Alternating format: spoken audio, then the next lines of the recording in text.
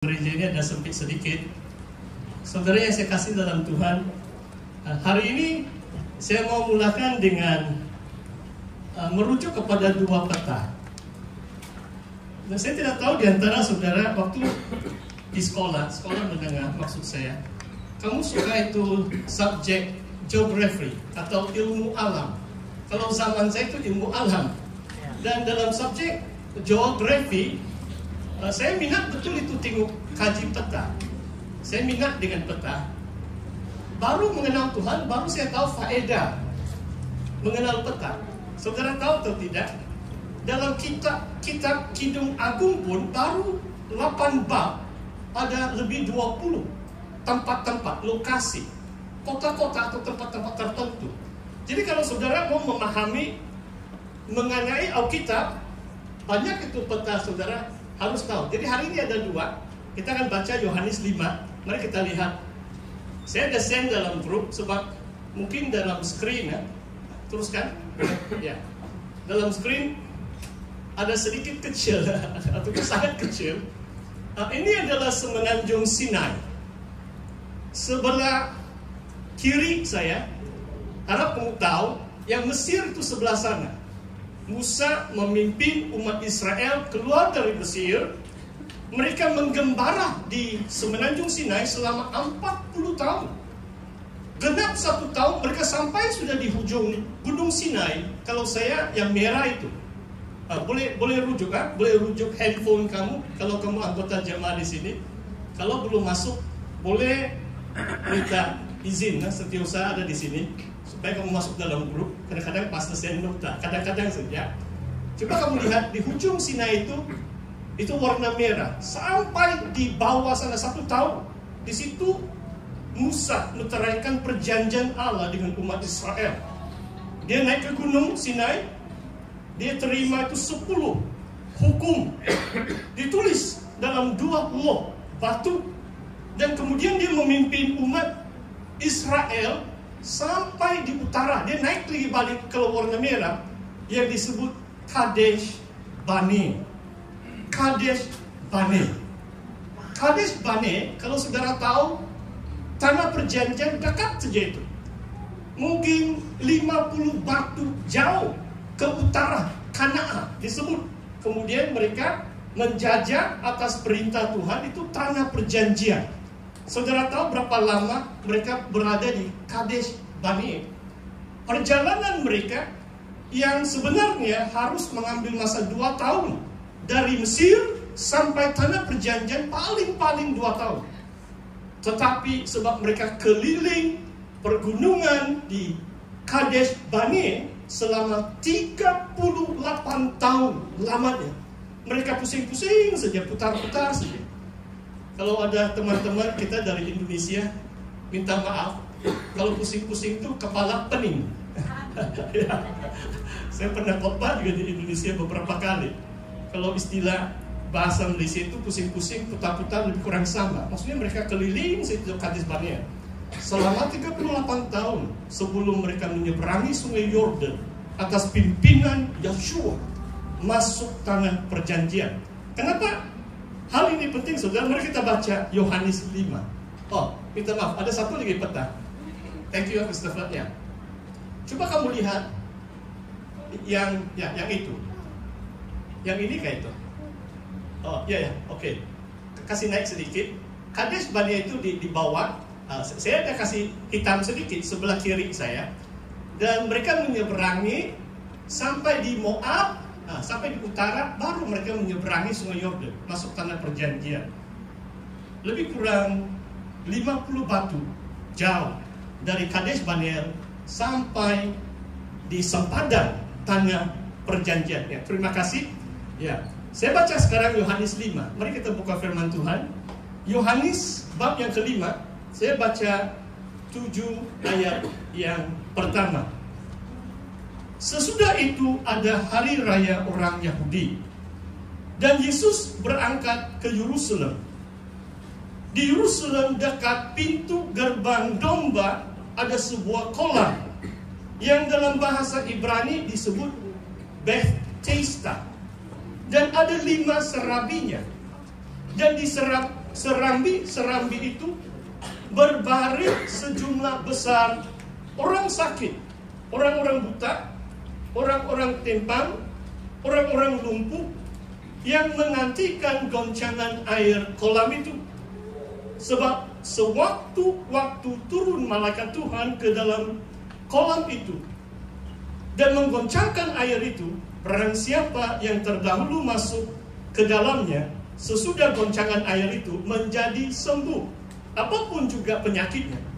Di situ ada seorang yang sudah 38 tahun. 38 tahun lamanya sakit. Ketika Yesus melihat orang itu berbaring di situ, dan karena ia tahu bahwa ia telah lama dalam keadaan itu, berkatalah ia kepadanya, "Maukah engkau sembuh?" Perkataan sembuh di sini hugeis dalam bahasa aslinya. Perkataan sembuh ada bahasa Yunani yang lain. Di sini adalah, do you want to be whole? Do you want to be well? Walaupun mungkin sembuh dari penyakit, boleh saja banyak penyakit-penyakit yang lain. Kalau zaman modern, orang katakan mental health. Saya pernah berdialog dengan beberapa pemimpin agama yang lain di hospital mesra. Nama dia sangat mesra, tapi orang yang menghuni di situ tidak begitu mesra. Saya diundang karena diberi tajuk perbahasa ataupun dialog itu adalah bagaimana peranan agama untuk memulihkan mental health, supaya orang-orang di situ kalau mereka percaya Tuhan, mereka pulih. Bukan saja keadaan sakit secara jasmani, tetapi sakit mental dan sakit penyakit yang lain. Yesus bertanya kepada orang yang lumpuh itu, "Maukah engkau pulih? Maukah engkau sembuh?" Maka orang sakit itu berkata kepadanya, "Tuhan, tidak ada orang menurunkan aku ke dalam kolam itu apabila airnya mulai goncang. Sementara aku menuju ke kolam itu, orang lain sudah turun mendahului aku." Ayat 7 mungkin disebut dengan penuh perasaan, saudara, dengan penuh emosi. Bayangkan, saudara, tidak tahu umur orang yang lumpuh itu, yang Yesus sedang berdialog dan menawarkan kepadanya, "Maukah engkau sembuh?" 38 tahun dia berbaring di situ, dia lumpuh. Nampaknya ada mukjizat Tuhan lakukan. Sewaktu-waktu ada malaikat turun menggoncangkan air di situ, dan orang yang pertama turun ke dalam kolam itu, yang disebut Bethesda, akan disembuhkan dari penyakitnya. Kalau orang lumpuh ini kasihan bahkan, sebab dia bukan dapat bergerak cepat, dia bangun pun tidak dapat. Itulah dia katakan, setiap kali air itu mulai goncang, mungkin dia mau merangkak, bagaimana dia paksa badan dia untuk turun, orang lain lebih cepat. Orang buta, orang timpang, macam-macam penyakit, orang ramai berkumpul di situ, menunggu goncangan air itu supaya penyakit mereka sembuh. Saudara, kembali kepada ayat-ayat yang pertama. Perhatikan, saudara. Tadi saya katakan penting kita tahu ini lokasi atau tempat di pintu gerbang domba, at the sheep gate. Yerusalem, kota Yerusalem adalah kota suci. Ada perayaan orang Yahudi, Yesus berangkat ke sana sebab bait suci terletak di kota Yerusalem, di bagian timur, di Bukit Sion. Dan Yerusalem dikelilingi oleh tembok, dan ada 12 tembok di mana orang dari tempat yang lain, mereka akan memasuki kota Yerusalem melalui pintu-pintu gerbang. Salah satu di utara disebut pintu gerbang domba. Saya senang dengan perkataan domba, saudara. Tadi saya sudah sebut 38 tahun. Saya baca pengalaman umat Israel mengeliling Kadesh Barnea selama 38 tahun. Pusing-pusing, putar-putar di situ. Dalam Injil Yohanes, saudara, ada dua level pengertian kita. Satu, secara literal, saya betul percaya orang lumpuh itu sakit 38 tahun dan Tuhan akan menyembuhkannya. Itu secara harfiah, benar-benar terjadi. Tetapi maksud Injil Yohanes jauh lebih mendalam. Ada arti simboliknya, ada arti rohaninya. Kalau pintu gerbang domba, setahu saya tidak ada pintu gerbang di Yerusalem disebut pintu gerbang kambing. Saudara tahu maksud saya?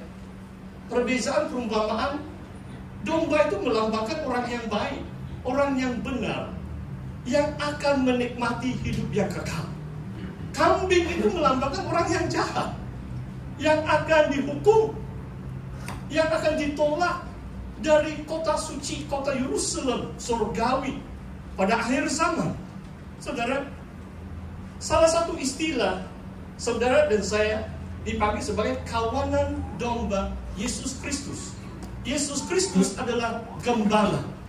Saudara dan saya tidak disebut sebagai kambing.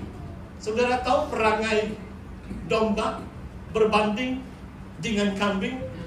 Kambing ini independen. Dia suka jalan sendiri. Dia suka lawan itu suara gembala. Tapi domba itu ada sikap tunduk. Dia tunduk dengan sang gembala. Dan saya percaya saudara dan saya adalah kawanan domba Tuhan. Kita turutilah suara Tuhan. Kita ada sikap tunduk. Tunduk dengan firman Tuhan. Bukan seperti kambing yang suka jalan sendiri. Tidak tahu bagaimana. Dia suka jalan. Gembala mau cari dengan dia. Tapi domba senang saja. Sama ada tiupan whistle atau ada suara gembala itu, mereka kenal dan mereka terus berkumpul. Mereka tidak suka jalan sendiri. Mereka bersama-sama. Satu kawanan tunduk kepada sang gembala. Saudara, Bethesda, nama kolam ini, kalau bahasa Ibrani, nama dia House of Mercy. Maksudnya Tuhan akan lakukan sesuatu. Tuhan akan menyatakan kemurahannya kepada orang lumpuh. God's mercy will heal the lame man for 38 years. Tuhan itu sangat baik. Saudara, di sini Yohanes katakan 5 colonnade. Ini macam tiang-tiang lah itu, 5. Kenapa ini semua disebut dalam firman Tuhan? Angka 5 itu apa? 5 is the number of grace. 5 melambangkan kasih karunia. Perhatikan kan, pastor kasih angkat satu tangan sudah ada